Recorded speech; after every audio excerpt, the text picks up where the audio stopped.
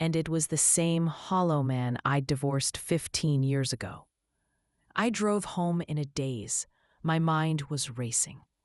Seeing Mark had solidified everything, but it hadn't given me what I needed. Proof, evidence, something concrete I could show Chloe that she couldn't dismiss or explain away. Ben was in the kitchen when I got home. He took one look at my face and knew. That bad? He hasn't changed. Not at all. He's just better at hiding it now. Did he say anything incriminating? No. He said all the right things. But I could see through it. See the same emptiness. The same performance. But Chloe won't see that. She'll see what he wants her to see. Exactly. I sank into a chair. I need something more. Something undeniable. Like what? I didn't have an answer.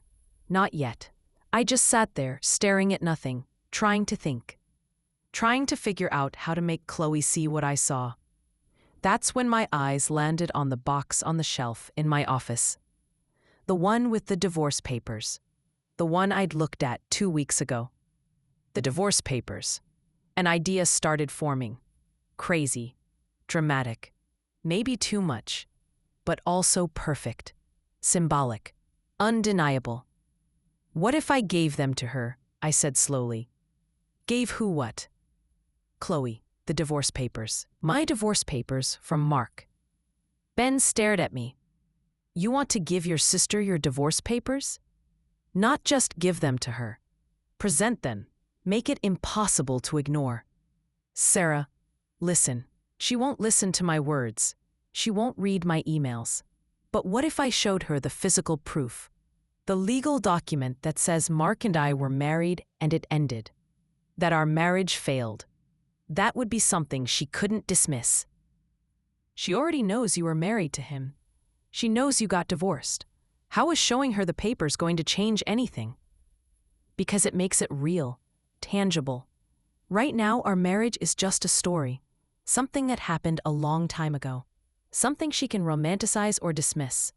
But the papers are evidence. Proof. They have dates, signatures, legal language. They make it undeniable. Ben was shaking his head. This is a bad idea. A really bad idea. Why? Because it's aggressive. Because it's dramatic. Because Chloe is going to see it as you trying to sabotage her wedding, not protect her. Maybe, but at least she'll see them. At least she'll have to confront the reality of what our marriage was, what ended it. And you think that's going to change her mind? You think she's going to look at some old papers and suddenly realize Mark is a bad guy? I don't know, but I have to try. I have to do something. Ben was quiet. I could see him thinking, weighing. Finally, he said, "When would you give them to her?" At the wedding. The wedding? As a gift. I'll wrap them, make them look like a present. And when she opens them, she'll see. She'll have to see.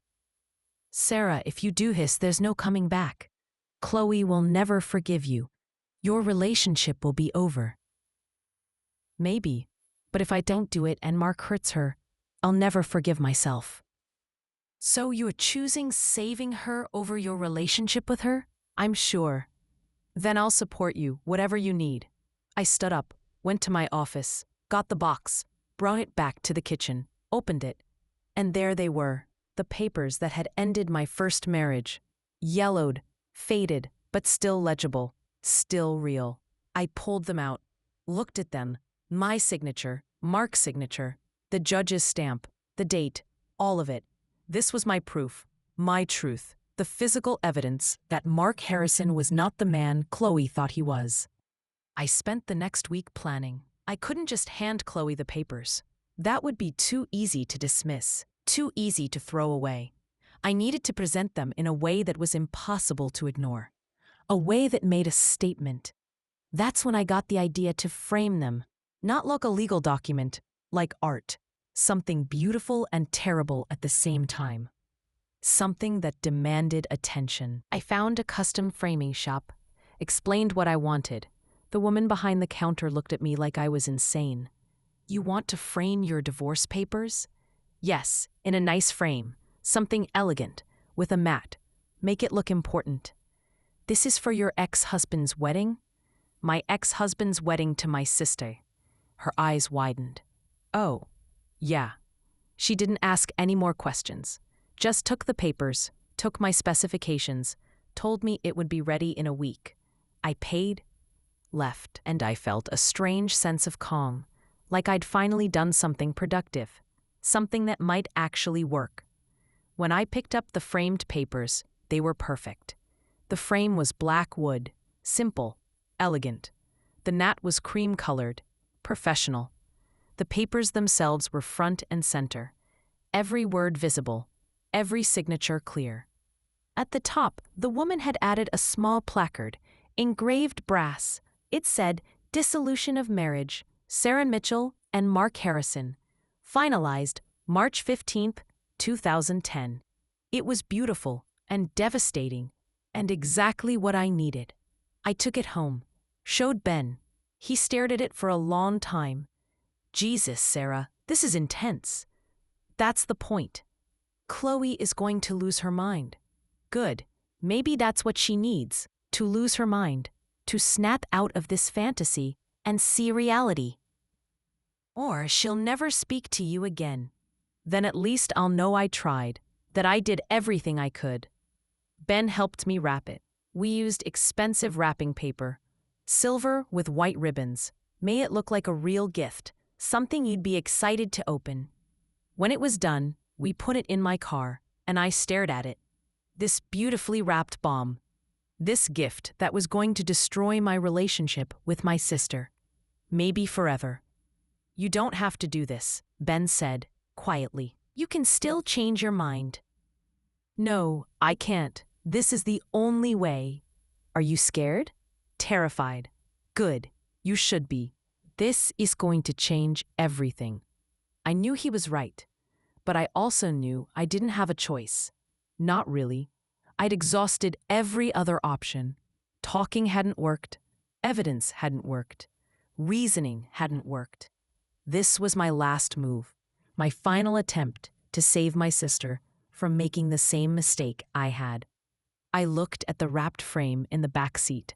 It felt heavy, weighted with all the years of pain and regret and lessons I'd learned the hard way. All the things I wished someone had told me before I married Mark. All the warnings I wished I'd heard. This was my warning to Chloe, my desperate, dramatic, possibly insane attempt to make her see the truth. And if it didn't work, if she opened this gift and still married Mark anyway, then I would have done everything I could.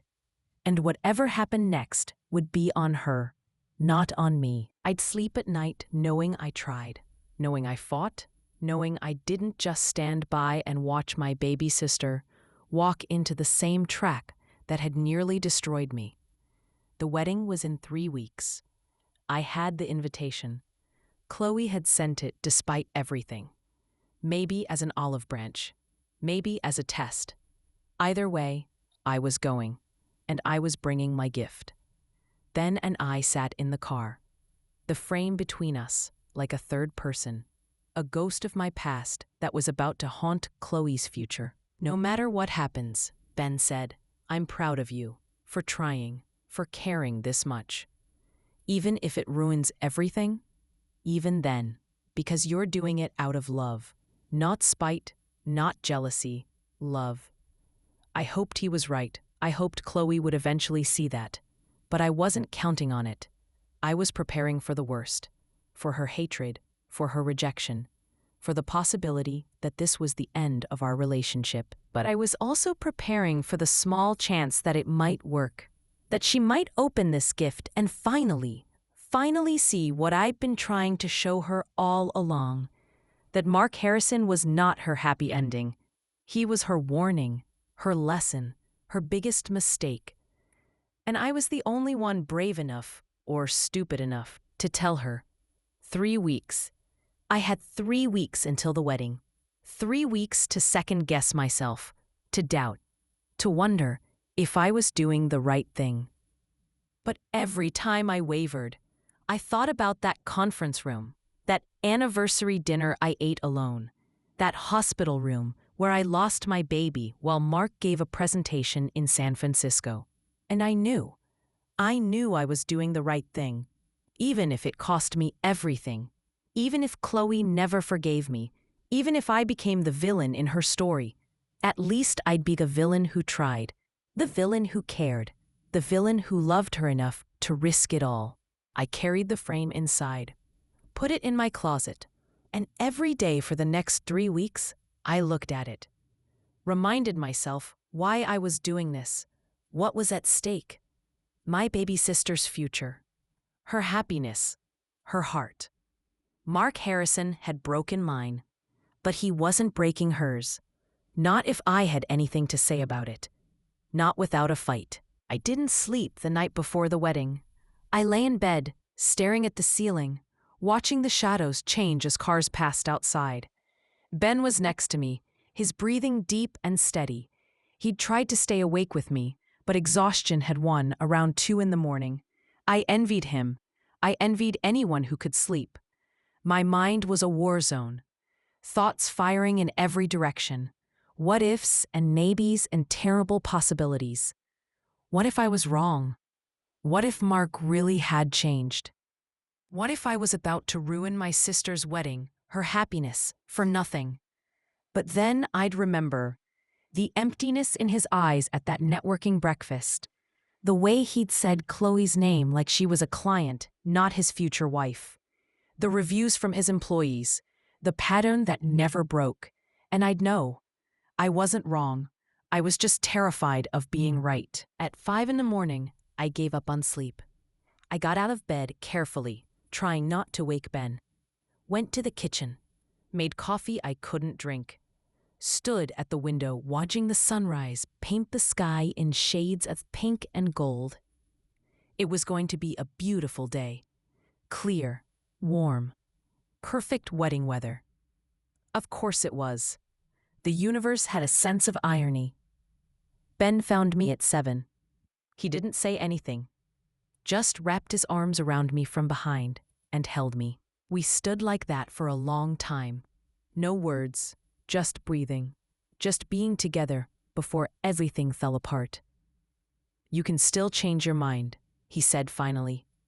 "I know, but you're not going to." "No." He turned me around, looked at me with those steady, kind eyes. "Then let's do this right. Let's get you ready. And whatever happens, we face it together." I nodded. Couldn't speak. The lump in my throat was too big. I showered, did my hair, put on makeup with shaking hands. The dress I'd chosen was navy blue, elegant, conservative. I didn't want to stand out, didn't want to draw attention. I was going to be enough of a spectacle once I delivered my gift. Ben wore a gray suit. He looked handsome, solid, like an anchor in a storm. I was grateful for him, for his steadiness, for his unwavering support even when he thought I was making a mistake. The framed divorce papers sat on our bed, still wrapped, still beautiful in that terrible way. I stared at it, this thing I'd created, this weapon disguised as a gift. "Last chance," Ben said quietly. I picked it up. The weight of it felt heavier than it should, like it carried more than just paper and glass and wood, like it carried the weight of my entire marriage, my entire history with Mark, all the pain and lessons compressed into one object. "I'm sure," I said. Ben nodded, picked up his keys. "Then, let's go." The drive to the venue was silent. We held hands across the center console. I watched the city pass by. Ordinary Saturday morning. People getting coffee, walking dogs, going about their normal lives. They had no idea that my world was about to implode. The venue was a country club. Fancy, exclusive, exactly the kind of place Mark would choose. All about appearances, all about showing off. I wondered if Chloe had wanted something simpler, something more personal. Or if Mark had convinced her this was what she wanted. We parked, sat in the car. The wrapped frame was in the back seat, waiting. "I love you," Ben said. "No matter what happens in there. No matter how bad it gets. I love you. I love you too. And for what it's worth, I think you're brave. Stupid and brave, but mostly brave." I laughed. It came out shaky. Stupid and brave, that should be my epitaph. Let's hope not anytime soon. We got out. Ben carried the frame. We walked toward the entrance. My legs felt like jelly. My heart was pounding so hard I thought everyone could hear it. The ceremony was at 2. It was noon now. Early. But I wanted to see the setup. Wanted to find the gift table. Wanted to know exactly where I'd place my bomb. The venue was beautiful. I hated that it was beautiful. White flowers everywhere. Roses and peonies and hydrangeas. Soft music playing. Chairs set up in perfect rows facing an arch covered in greenery. Everything looked like a Pinterest board to come to life. A wedding coordinator was directing people, setting up place cards, adjusting centerpieces. She looked stressed and efficient. I approached her carefully.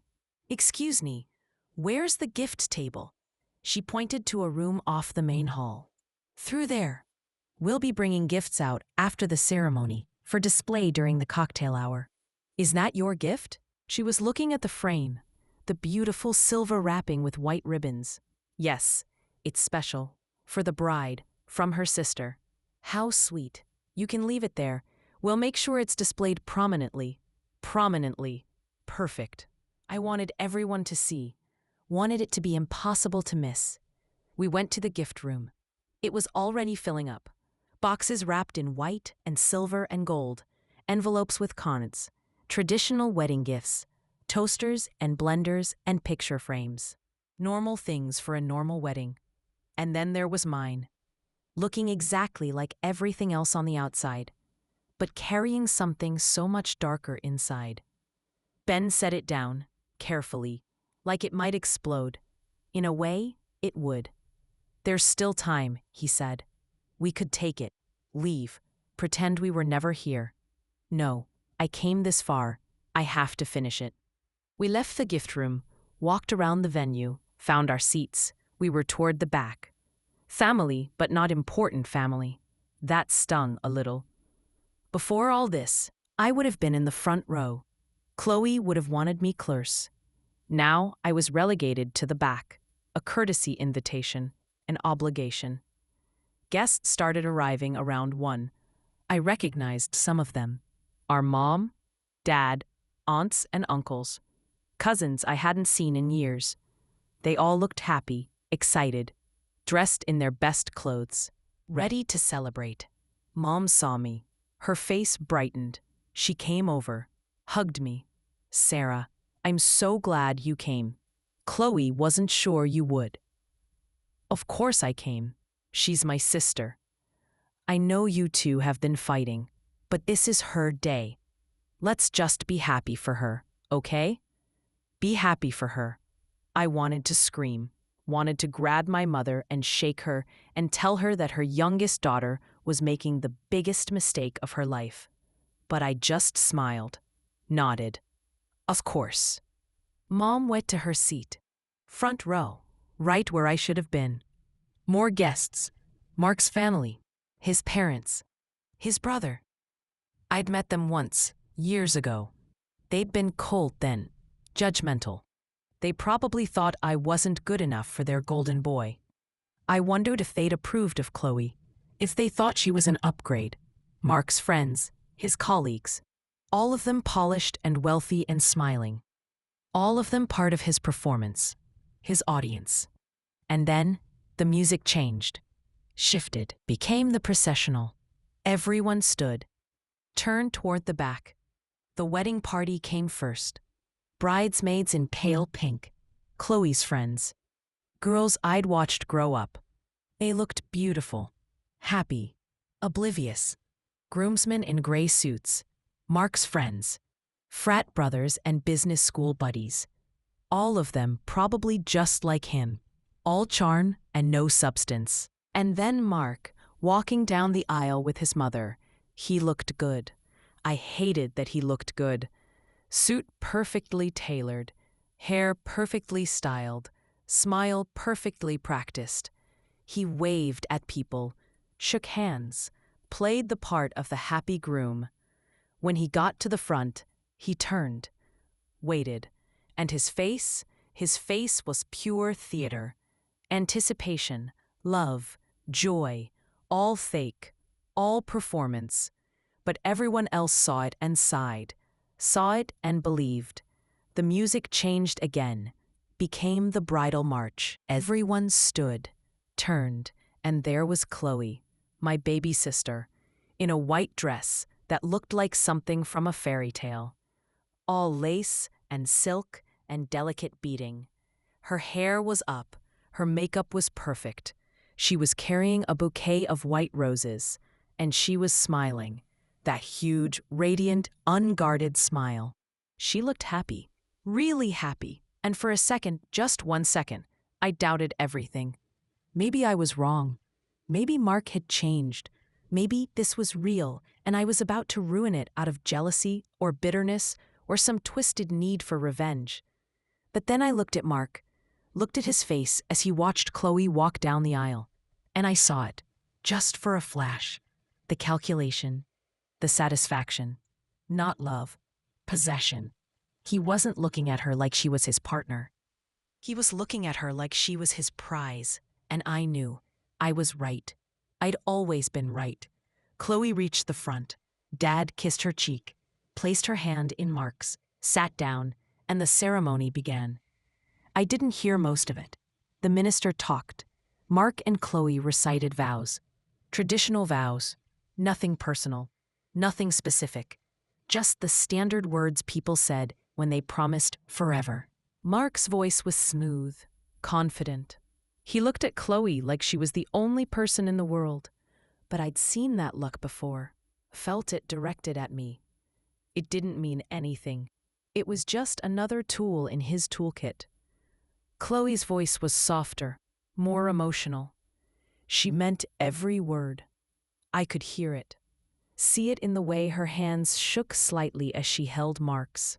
She believed this was her happy ending, her forever. They exchanged rings.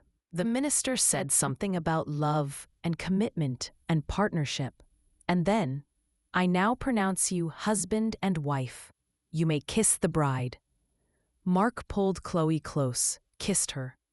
Everyone clapped, cheered. The music started again. They walked back down the aisle together, married, official, bound by law and ceremony, and 200 witnesses. I felt sick, actually sick, dizzy, like the room was spinning. Ben grabbed my hand. Breathe, just breathe. I tried, pulled air into my lungs, forced myself to stay calm, stay present. The hard part was coming, the part I'd been dreading and planning for in equal measure. The cocktail hour was in the main hall. Guests mingled, drank champagne, ate expensive appetizers from silver trays. Music played, people laughed. Everything was perfect, except it wasn't, because the gift table was on display. And, sitting right in the center, impossible to miss, was my silver-wrapped frame. I couldn't eat, couldn't drink, could barely talk. Ben stayed close, made small talk with relatives, kept me grounded. But I was somewhere else, somewhere in my head, preparing for what was coming. After an hour, the wedding coordinator made an announcement. Ladies and gentlemen, please take your seats. Dinner will be served shortly. We filed into the reception hall. More white flowers, more candles, more perfection. I found our table, still toward the back, still far from family, still a reminder that I was barely welcome here. Dinner was served. I pushed food around my plate, couldn't taste anything. The speeches started. Mark's best man told embarrassing stories that weren't actually embarrassing. Just carefully curated anecdotes that made Mark look good, funny, charming, the perfect guy. Chloe's maid of honor talked about how lucky Chloe was, how Mark was everything she'd ever dreamed of, how they were perfect together, how this was a love for the ages. I wanted to stand up, to scream, to tell everyone they were wrong. But I stayed seated, stayed silent, waited. Then the coordinator made another announcement. We'll now have the gift presentation. The bride and groom will open a few special gifts chosen by our team. Special gifts. My stomach dropped. I hadn't planned on them opening gifts during the reception. I'd assumed, Chloe would open them later, at home, in private, where the explosion would be contained. But no, they were going to open them now, in front of everyone. Ben grabbed my hand. Sarah, I know. You could. It's too late. It's happening. The coordinator brought out several gifts. A large box from Mark's parents, a smaller one from Chloe's friends, and then the silver-wrapped frame, my frame. This one is from the bride's sister, Sarah, the coordinator announced. Every head turned, looked at me. I felt their eyes, their curiosity. I tried to smile, tried to look normal, but my face felt frozen. Chloe looked at me too, surprised, confused. We hadn't spoken in weeks. She probably didn't expect me to give her anything. Probably thought I'd show up empty-handed, a silent protest. But here was proof I'd brought a gift. Here was evidence I was trying. She smiled, a small, tentative smile, like maybe this was an olive branch. Maybe this meant I'd accepted her choice, supported her marriage. She had no idea. Mark helped her with the wrapping. They worked together, pulling off ribbons, tearing away silver paper. Everyone watched, smiled, waited to see what was inside. The frame emerged, black wood, glass front. They could see there was something inside, but not what yet, not clearly. Chloe turned it over, looked at it. Her smile faltered. Confusion crossed her face. She tilted it toward the light, read the words, the heading, the signatures, and then she understood. I watched it happen in slow motion, the way her face changed, confusion to shock to horror, the way the color drained from her cheeks, the way her hands started shaking. "What is it?" someone asked. An aunt, curious, oblivious. Chloe didn't answer, just stared at the frame, at the divorce papers, at the proof of Mark's first failed marriage. Right there, displayed, framed, presented as a gift on her wedding day. Mark leaned over, looked. His face went through its own transformation. Confusion, recognition, and then rage. Pure, undiluted rage. The charming mask shattered completely. For the first time all day, everyone saw the real Mark Harrison, and he was furious. "What the hell is this?" His voice was loud. Too loud. People stopped talking, stopped eating. Everyone was looking now. Everyone was trying to understand what was happening. Chloe held up the frame, hands shaking. It's Sarah and Mark's divorce papers. She framed them. She gave us their divorce papers. Silence. Complete silence. You could have heard a pin drop. 200 people, all frozen, all staring. Then the whispers started, shocked murmurs, confused questions. Some people laughed nervously, thinking it was a joke. Some terrible, inappropriate joke.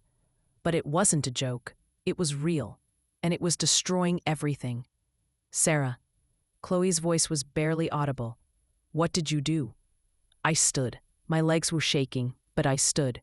"Chloe, I'm sorry. I just wanted you to see." "Get out." Mark's voice cut through the room. Sharp, vicious. "Get the hell out of here, now." "I'm talking to my sister," I said, trying to sound calm, failing. "Chloe, please, can we talk? Privately?" Chloe was crying now, tears streaming down her face, ruining her perfect makeup. "You did this. On my wedding day. You did this." "I had to. You wouldn't listen. You wouldn't." I said get out.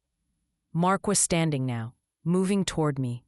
Ben stood too, stepped between us, protective. "Don't," Ben said quietly. Don't make this worse. Worse? Your crazy wife just ruined our wedding. How could it be worse? She's trying to protect her sister from you. Maybe ask yourself why she feels the need to do that.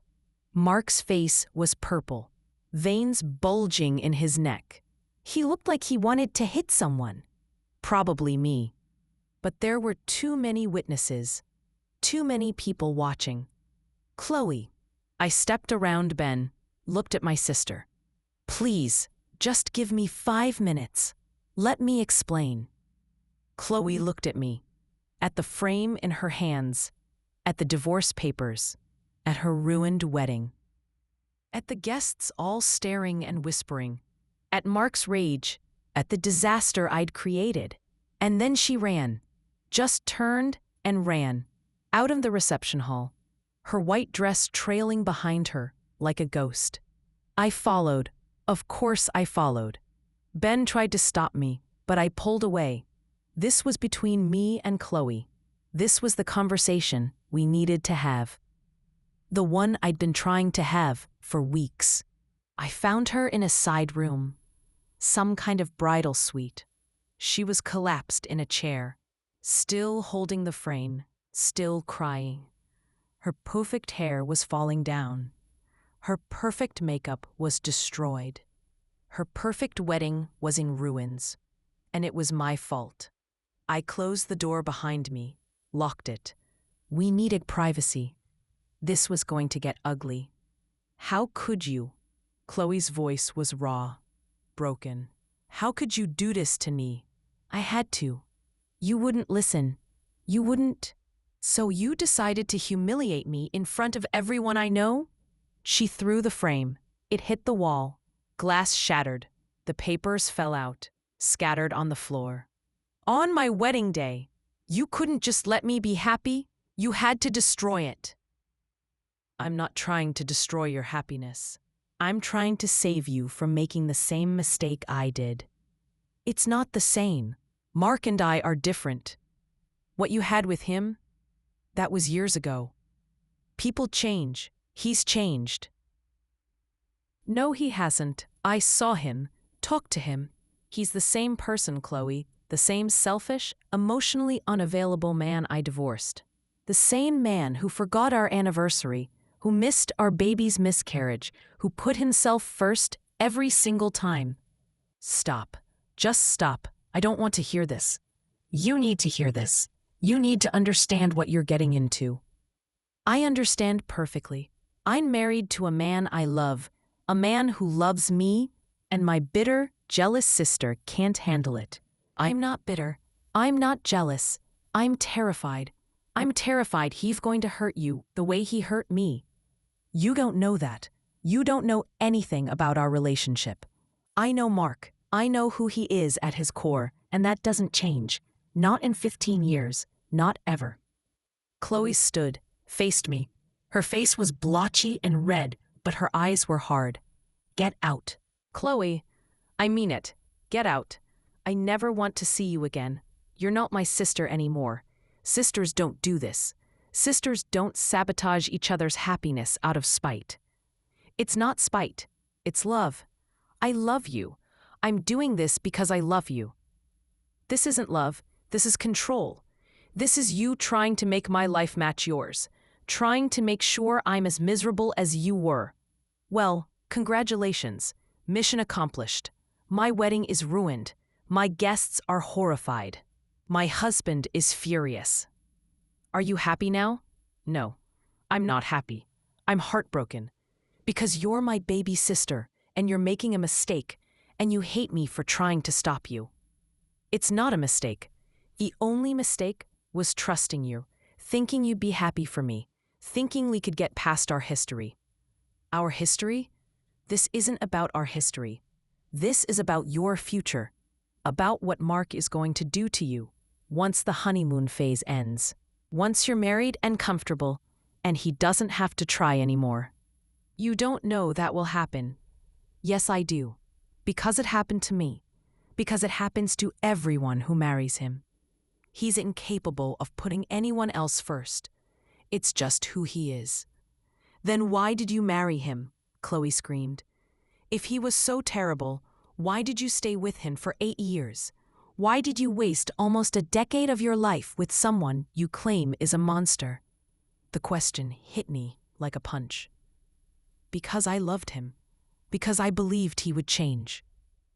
Because I kept thinking if I just tried harder, if I just loved him enough, he'd see, he'd care. He'd become the man I needed him to be, but he never did. And by the time I realized that, I'd lost myself. I'd become a ghost, and it took me years to recover, to find myself again, to learn to trust, to be whole. And I don't want that for you. I don't want you to go through what I went through. Chloe was quiet, tears still streaming, but something in her face had shifted, just slightly. Tell me, she said. Tell me the worst thing he did. The thing that made you finally leave. I took a breath. This was it. The moment I'd been building toward. The truth I'd been trying to share for weeks. It wasn't one thing. It was everything. But if I had to choose one moment, one thing that finally broke me, it would be my mom. What about Mom? When she got sick, when she had cancer, I was taking care of her, driving her to appointments, sitting through chemo, cleaning her house, making her meals, and you were falling apart, failing classes, thinking about dropping out. And I was trying to hold everyone together, trying to be strong for Mom, for you, for everyone. And Mark wasn't there. He was at work, at dinners, at conferences. He said he was supporting us by keeping things stable, by making money. But really, he just didn't want to deal with it, didn't want to be uncomfortable, didn't want to face the possibility that someone he knew might die.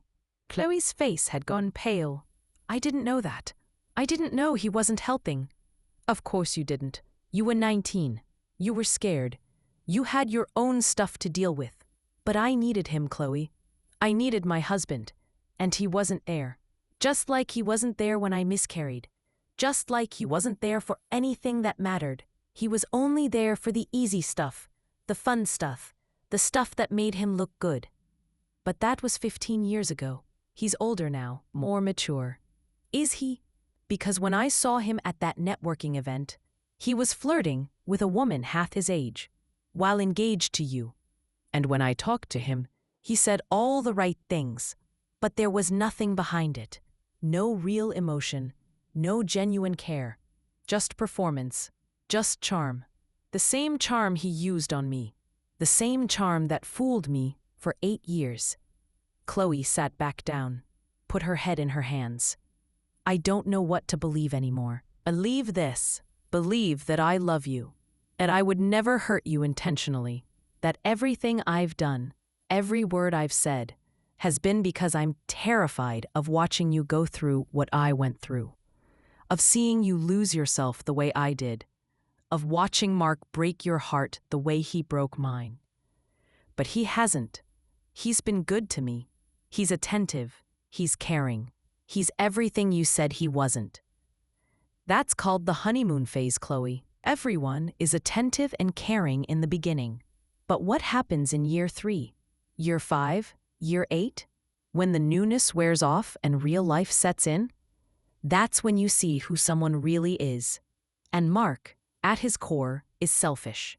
That's not going to change just because he's with you instead of me. She looked up. Her eyes were red and swollen. So what do? I'm married now, in front of everyone. I can't just undo that. Yes, you can. It's not too late. You haven't left for your honeymoon. You haven't fully started your life together. You could get it annulled. Say it was a mistake. Say we both made a scene and you need time to think. An annulment? After what you just did? Everyone would think.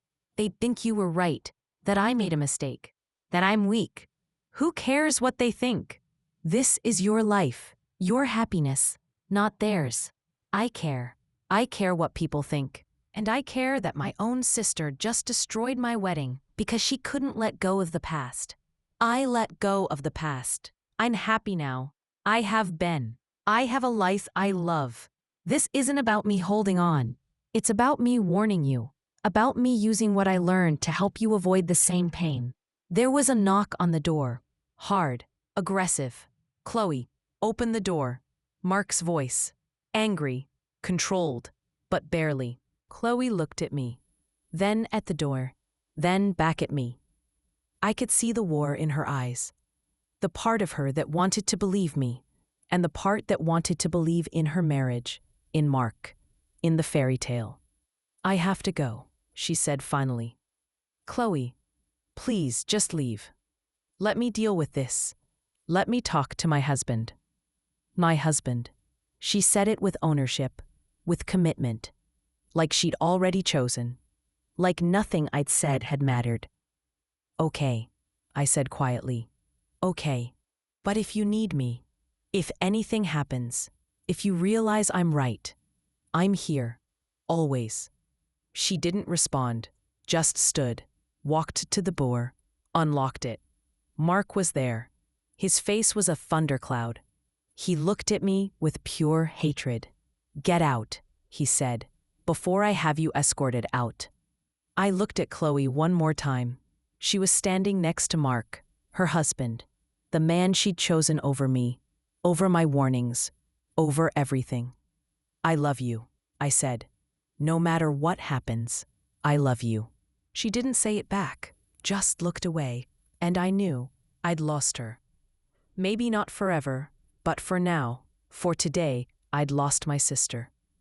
I walked past Mark, past the destroyed bridal suite, past the scattered divorce papers on the floor, out into the hallway.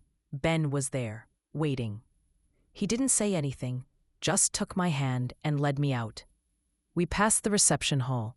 People were still there, still whispering, still staring.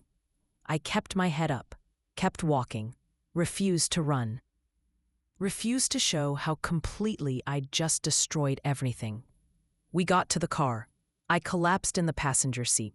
And finally, I let myself fall apart. Really fall apart. All the adrenaline and fear and heartbreak came pouring out in huge, ugly sobs. Ben held me, let me cry. Didn't try to fix it, didn't try to make it better. Just held me while I broke. It's done, I finally managed. It's over. Yeah, Ben said quietly. It is. She hates me. Maybe. But you did what you thought was right. You tried to protect her. That's all you could do. It wasn't enough. She chose him anyway. Then that's her choice, and she'll have to live with it. And I have to live with losing her. For now, but Chloe loves you. When the dust settles, when she's had time to think, she might see it differently. Or she might never speak to me again. That's possible too. We sat there in the parking lot. The sun was setting. The beautiful wedding day was ending, and I'd just burned down my relationship with my sister. But I'd done what I had to do. I'd tried to save her, even if it cost me everything, even if she never forgave me. I'd tried, and sometimes trying is all you can do, even when it's not enough, even when it fails, even when it destroys everything you love. I'd tried. And now I had to live with the consequences, whatever they might be. The silence was the worst part. Not the anger, not the guilt, not even the replaying of that moment over and over in my head. The look on Chloe's face when she opened the frame, the sound of glass shattering, Mark's rage. No, the worst part was the silence that followed, the complete, absolute absence of my sister from my life. I checked my phone constantly, obsessively. Every notification made my heart jump, but it was never her. Just spam, just work emails, just the ordinary noise of a life that felt anything but ordinary. Ben watched me spiral. He didn't say much. What could he say? I'd made my choice, done what I thought was right. And now I was living with the consequences. You need to eat, he'd say, putting food in front of me that I couldn't taste. You need to sleep, he'd say, as I lay awake at 3 in the morning, staring at my phone. "You need to forgive yourself," he'd say, as I cried for the 100th time about what I'd done. But I couldn't forgive myself, because I didn't know if I'd saved Chloe or destroyed her. Didn't know if my dramatic intervention had opened her eyes or just pushed her further into Mark's arms. Didn't know if I'd done the right thing or the worst thing. The not knowing was torture. 3 days after the wedding, my mom called. I let it go to voicemail, listened to it later. Her voice was careful, measured, disappointed. "Sarah, I don't know what to say about what happened. Chloe is devastated. Mark is furious. The whole family is talking. I understand you were trying to help, but that was not the way. That was cruel and humiliating, and I'm having a hard time understanding how you thought that was okay. Call me when you're ready to apologize. To everyone." I didn't call back, because I wasn't sorry, not for what I'd done, maybe for how I'd done it, for the public humiliation, for the dramatic flair, but not for trying to save my sister, never for that. A week later, my dad called. His message was shorter, sadder. "Pumpkin, I don't understand what's happening, why our family is falling apart. I just want my girls to be okay. Both of you. Please call me. Let's talk about this." I called him back. That night. Late, when I knew he'd be alone in his garage, working on whatever project he was restoring. He answered on the first ring. "Sarah." "Hi, Dad. You doing okay?" "No, not really." He sighed. That deep, heavy sigh he'd perfected over years of raising 2 daughters. "You want to tell me what's going on? What really happened?" So I did. I told him everything. About my marriage to Mark, about the miscarriage, about Mom's cancer, about seeing Mark at the networking event and recognizing the same emptiness, about trying to warn Chloe and being shut out, about the divorce papers, about everything. When I finished, he was quiet for a long time. I could hear the sound of his workshop in the background, the familiar hum of machinery, the smell I imagined, oil and wood and decades of memories. "You should have come to me," he said finally, "before the wedding. You should have told me what you were planning. Would you have stopped me? Probably. But I would have understood why you felt like you had to do it. Do you understand now?" Another long pause. "Yeah, I think I do. You were trying to protect your sister. That's what big sisters do. But Sarah, the way you did it, that's what everyone's upset about. Not that you tried to warn her, but that you did it in front of everyone, on her wedding day. You took what should have been private and made it public. And that's what hurt her. I know I did it wrong. But Dad, she wouldn't listen. She blocked me out, told me never to contact her again. What else could I do? I don't know. Maybe nothing. Maybe you couldn't save her. Maybe she had to learn this lesson on her own. But what if it destroys her? What if Mark does to her what he did to me? What if she loses herself and I could have prevented it? Then you'll be there to help her put the pieces back together. That's all you can do. You can't live someone else's life for them, even when you can see them making a mistake, even when you love them more than anything. Tears were streaming down my face. I miss her, Dad. I miss my sister. I know she misses you too, even if she won't admit it yet. How do you know? Because I know my daughters, both of you, and I know that this, whatever's happening between you, it's not over. You two have been through too much together. You'll find your way back. It just might take some time. I wanted to believe him, wanted to hold on to that hope. But it felt fragile, breakable, like everything else in my life right now. I love you, Dad. I love you too, Pumpkin. And for what it's worth, I think you did a brave thing. A stupid, reckless, absolutely insane thing, but brave. And I'm proud of you for trying to protect your sister, even if everyone else thinks you're wrong. After we hung up, I felt a little lighter. Not happy, not forgiven, but understood. and sometimes understanding is enough to keep you breathing. 2 weeks passed, then 3, then a month. I stopped checking my phone as obsessively, started eating again, started sleeping, started going through the motions of normal life. But everything felt muted, dimmed, like someone had turned down the volume on the world. I went to work, came home, talked to Ben, talked to my dad, avoided my mom, avoided social media where I knew people were probably still talking about the wedding disaster. I thought about Chloe constantly, wondered where she was, what she was doing, if she was happy, if Mark was treating her well, or if the cracks were already showing, if she'd thought about me at all, or if I'd been completely erased from her life. Ben suggested therapy. I went, sat across from a woman with kind eyes and a neutral expression, and talked about family and guilt and the impossible choice between protecting someone and respecting their autonomy. You can't control other people's choices, the therapist said, even when you can see they're making a mistake. All you can do is offer you truth, and then let them decide what to do with it. But what if your truth destroys your relationship with them? Then you have to decide what's more important, your relationship or your integrity. Sometimes you can't have both. I thought about that a lot, about the choice I'd made, integrity over relationship, truth over peace, and I still didn't know if it had been worth it.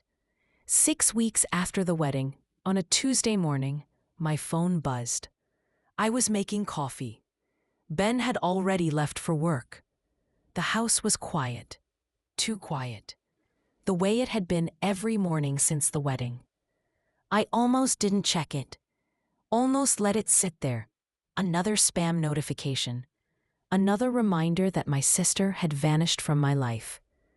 But something made me look. A text. From Chloe. My heart stopped, literally stopped for a second before kicking into overdrive. I stared at the screen, at her name, at the preview of the message. I need to see you. 5 words. That's all. No context, no explanation, just a simple, devastating request. My hands were shaking. I opened the full message. There was nothing else, just those 5 words. I need to see you. I sat down, hard. The kitchen chair scraped against the floor. I read the message again and again, trying to read between the lines, trying to understand what it meant.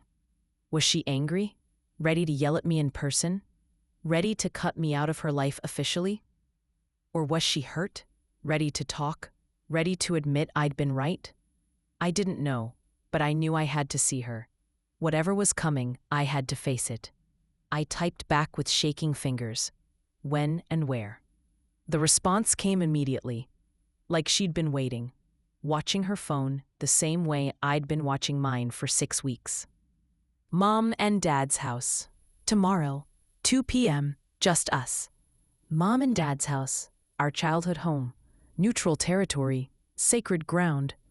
The place where we'd grown up together, where we'd fought and laughed and shared 1,000 memories. If she wanted to meet there, it meant something. It meant this was important, real. I'll be there, I typed back. 3 dots appeared, disappeared, appeared again. Then, thank you. That was it. The conversation ended. But my mind was racing. What did she want to say? What had happened in the past 6 weeks? Was she okay? Was Mark treating her the way I'd feared? I called Ben, told him about the text, about the meeting tomorrow. How do you feel? He asked. Terrified, hopeful, sick. I don't know. All of it. Do you want me to come with you? No. This needs to be just us. Just me and Chloe. The way it should have been from the beginning. Okay. But I'll be here. Waiting. Whatever happens, I'm here. I spent the rest of the day in a fog. Couldn't focus on anything. Kept replaying every conversation Chloe and I had ever had. Every fight, every reconciliation. trying to prepare for tomorrow, trying to figure out what I'd say. That night, I barely slept, again. But this time it wasn't from guilt or grief. It was from anticipation, fear, hope, the terrifying possibility that tomorrow might bring my sister back to me, or might end our relationship forever. I got to my parents' house 15 minutes early. They weren't home. They'd made themselves scarce at Chloe's request.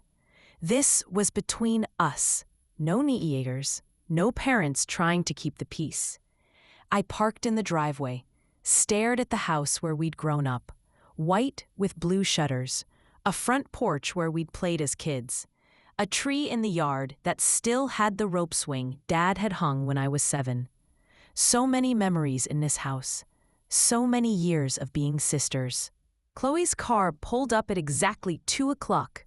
She was always punctual, even in crisis, especially in crisis. I watched her get out. She looked different. Thinner. Tired. Her hair was pulled back in a messy ponytail. No makeup. Jeans and a sweatshirt. Nothing like the glowing bride from 6 weeks ago. She looked like she'd been crying. A lot. My heart broke. Whatever had happened, it had hurt her. Badly. She walked to the porch. I got out of my car. Met her at the steps. We stood there, 3 feet apart. Sisters who hadn't spoken in 6 weeks. Who'd fought. Who'd hurt each other. Who didn't know how to bridge the gap. "Hi," she said finally. Her voice was small. Broken. "Hi. Can we go inside?" Yeah, of course. She had a key. Our parents had given us both keys years ago. Said this would always be our home. No matter what. I wondered if they'd thought we'd ever need them like this. To come back to neutral ground. To try to repair something shattered. Inside, the house smelled the same. Like lavender and old wood and home. We went to the living room. Sat on opposite ends of the couch. The same couch where we'd sat 1,000 times before. Watching movies, doing homework, talking about boys and dreams and futures. The silence stretched. I didn't know how to start. Didn't know if I should apologize or explain or just wait for her to speak. Chloe made the choice for me. You were right. 3 words. Simple. Devastating. Confirming everything I'd feared and hoped. About Mark? I asked, even though I already knew. About everything. Her voice cracked. About who he is. About what would happen.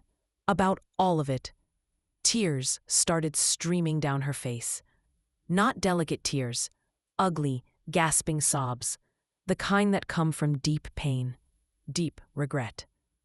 I moved closer. Carefully, like approaching a wounded animal. I wanted to hug her, hold her, but I didn't know if she'd let me, if she was ready for that. Tell me what happened, I said gently. She took a shaking breath. The honeymoon. We were in Hawaii. It should have been perfect. Beautiful beaches, fancy resort, everything I dreamed of. But 2 days in, I got food poisoning. Really sick. Couldn't leave the bathroom. And Mark, she stopped, swallowed. Mark got annoyed, said I was ruining the trip. That we'd spent a lot of money and I needed to pull myself together. I was throwing up, and he was irritated that I wasn't fun enough. My hands clenched. That sounded exactly like Mark. Exactly. I told myself it was just stress, Chloe continued. That he'd spent a lot on the honeymoon and was disappointed. That it didn't mean anything. But then we came home, and he changed. Completely. Stopped being attentive. Stopped asking about my day. Started working late every night. Coming home annoyed if dinner wasn't ready. Getting irritated if I wanted to talk. Chloe. And then I remembered what you said about the honeymoon phase ending. About seeing who someone really is when real life sets in. And I realized it had been 6 weeks. 6 weeks since the wedding, and he was already different, already checked out, already the person you tried to warn me about. I'm so sorry. Don't. She held up her hand. Don't apologize. You tried to tell me. You tried everything, and I wouldn't listen. I was so convinced you were wrong. So convinced he'd changed. So convinced I was special enough to be different. You are special, but not special enough to change Mark. Because Mark doesn't change. He just performs until he doesn't have to anymore. Until you're locked in. Until it's easier to stay than leave. Are you still with him? She nodded, slowly, painfully. I am, for now. We've only been married 6 weeks. Everyone would think I'm crazy, unstable, that you were right and I was an idiot. You're not an idiot. You're human. You fell in love. You wanted to believe the best in someone.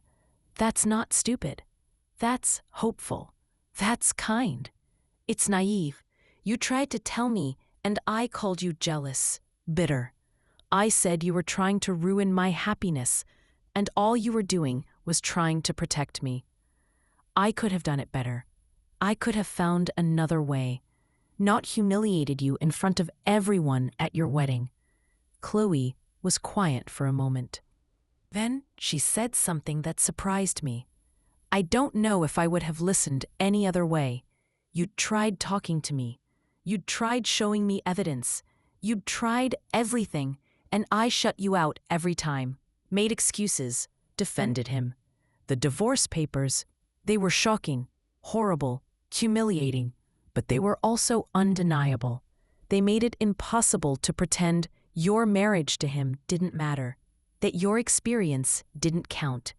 But I hurt you. I ruined your wedding day. You did. And I hated you for it. I spent 6 weeks hating you, refusing to think about what you'd done or why, blaming you for everything. But then Mark started showing his true colors, and I kept thinking about the papers, about the date, about how you stayed married to him for 8 years. 8 years of what I'm experiencing now. And I thought, if you could survive that and still care enough to try to save me from it, then maybe you weren't wrong. I moved closer, took her hand. She didn't pull away, just held on, tight, like I was a lifeline. I love you, I said. I've always loved you, even when you hated me, even when you told me to never contact you again. I loved you, and I would do it all again, even knowing you'd hate me, even knowing it might destroy our relationship, because you're my sister, my baby sister, and I'd rather have you hate me and be safe than love me and be hurt. I don't hate you, Chloe whispered. I thought I did, but I don't. I hate that you were right. I hate that I didn't listen. I hate that I'm in this situation now. Married to someone who doesn't really love me, who just wanted someone who looked good on paper, who fit into his life plan. You can leave. It's not too late. It's been 6 weeks. You can get it annulled. You can walk away and admit that the crazy sister who threw divorce papers at my wedding was right? That I made a massive mistake in front of everyone? That I should have listened? Yes, exactly that. Because your pride isn't worth your happiness, your life, your future. She was crying again. I don't know if I'm strong enough to leave, to start over, to admit I was wrong.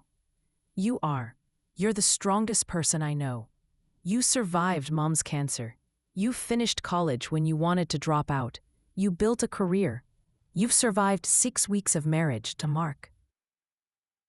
You can do anything. But everyone will judge me. Everyone will say I'm impulsive, unstable, that I don't know what I want. Let them. Let people think whatever they want. The only opinion that matters is yours and mine. And I'm telling you, you are worth more than a marriage that makes you miserable. You deserve someone who treats you like you're precious, who shows up when you're sick, who cares about your day, who loves you, not the idea of you. Like Ben loves you. Yeah, like Ben loves me. That kind of love exists, Chloe. But not with Mark. Never with Mark. She leaned against me. put her head on my shoulder, the way she used to when we were kids and she was scared or sad or needed her big sister. "I'm sorry," she whispered. "I'm so sorry for what I said to you, for calling you jealous, for shutting you out, for choosing him over you. I'm sorry too, for humiliating you, for doing it so publicly, for not finding a better way. There wasn't a better way. I wouldn't have listened." We sat like that for a long time. Two sisters, broken and healing, damaged but not destroyed. "What do I do now?" Chloe asked finally. "You decide what you want, really want, not what everyone expects, not what's easy or comfortable, what you actually want for your life." "I want out. I want to leave him, but I'm scared." "I'll be there. Every step. Whatever you need. A place to stay. Someone to talk to. Someone to help you move out. Legal advice. Anything. I'm here. Even after everything I said, everything I did. Especially after that. You're my sister. Nothing changes that. Not fights, not weddings, not Mark. Nothing." She pulled back, looked at me. Her eyes were red and swollen, but there was something else there now. Something that hadn't been there before. Clarity. Determination. "Okay," she said. "Okay. I'm going to do it. I'm going to leave him." "You're sure?" "No, but I'm doing it anyway. Because you're right. I deserve better. And staying with him, staying in a marriage that's already making me miserable, that's not fair to me, or to him, or to anyone." I hugged her, really hugged her, and she hugged me back. Hard, desperate. The way you hug someone when you've missed them, when you thought you'd lost them forever. "I love you," she said into my shoulder. "I love you too, so much." We pulled apart, both of us crying, both of us exhausted, but both of us lighter, like something heavy had been lifted. "What happens now?" Chloe asked. "Now you tell Mark you want an annulment. You move out, you start over, and I help you through all of it." "He's going to be so angry." "Probably, but you'll be free, and that's worth his anger." "What if he tries to talk me out of it? What if he promises to change?" She nodded. "Okay, I can do this." "You can, and you will, and I'll be right there with you." We stayed at our parents' house for hours, talking, planning, processing. By the time we left, the sun was setting, painting the sky in shades of orange and pink. We walked out together, to our cars. Chloe stopped, turned to me. "Thank you," she said, "for not giving up on me, even when I gave up on you. I could never give up on you. You're stuck with me, for life." She smiled, a real smile, the first one I'd seen from her in weeks. "I can live with that." She got in her car, drove away, and I stood there in the driveway of our childhood home, watching her go, feeling something I hadn't felt in 6 weeks. Hope. Not certainty, not confidence that everything would be okay, but hope. That maybe, just maybe, this would all work out, that Chloe would leave Mark, that she'd start over, that our relationship would heal. That the crazy, painful, dramatic thing I'd done, framing those divorce papers, presenting them at her wedding, had been worth it. Because sometimes love looks ugly. Sometimes it looks like ruining someone's wedding, like saying the things no one wants to hear, like choosing truth over peace. Sometimes love is unfiltered and messy and devastating, but it's still love. It's still protection. It's still showing up even when you're unwanted. I got in my car, drove home. Ben was waiting on the porch. He stood when he saw me, read my face, and smiled. "She's leaving him?" he asked. "She's leaving him." He pulled me into his arms, held me while I cried. Not sad tears this time, relief, joy, exhaustion, all of it. "You did it," he said. "You saved her." "We'll see. She still has to actually leave, and that's going to be hard. But yeah, maybe I did." Inside, Ben made dinner. We ate, talked about what came next, how I'd help Chloe move out, how we'd support her through the annulment, how long it might take for things to feel normal again. But normal was relative. Our relationship would never be what it was before. Too much had happened, too much pain, too much truth. But maybe it would be better, stronger, built on honesty instead of illusion, on hard truths instead of comfortable lies. That night, I slept better than I had in weeks, months maybe, because my sister was coming back to me. Not the version who thought I was jealous or bitter, but the version who knew I loved her, who understood that everything I'd done had been for her. 3 days later, Chloe called. "I did it. I told him I want an annulment. He's furious, but I'm staying at a hotel tonight, and I'm meeting with a lawyer tomorrow. Do you need anything? Want me to come stay with you?" "No, I need to do this part alone, prove to myself I can. But thank you for everything. Call me if you change your mind, or if you need anything at all. I will, I promise." 2 weeks later, Chloe moved into an apartment. Small, simple, but hers. She started the annulment process. Mark fought it at first, tried to convince her to give him another chance. But she held firm, remembered what I'd told her, what she'd felt, and slowly, painfully, she extricated herself from the marriage, from Mark, from the mistake. It took 4 months. 4 months of lawyers and paperwork and Mark's attempts at manipulation. But finally, it was done. The marriage was annulled. Chloe was free. We celebrated at Rosie's, our cafe, our place. The place where I'd tried to warn her, where she'd stormed out, where everything had started to fall apart. Now we were here again, rebuilding, starting over. "To freedom," Chloe said, raising her coffee cup. "To second chances," I added. "To sisters who love each other enough to tell the ugly truth." We clinked our cups, drank, and I felt it. The weight lifting, the relationship healing, the bond between us, tested, broken, but ultimately unbreakable. "I'm sorry I didn't listen sooner," Chloe said. "I could have saved myself a lot of pain." "You weren't ready to listen. Sometimes people have to learn things themselves. I just wish you hadn't had to." "Me too. But I'm grateful. For you.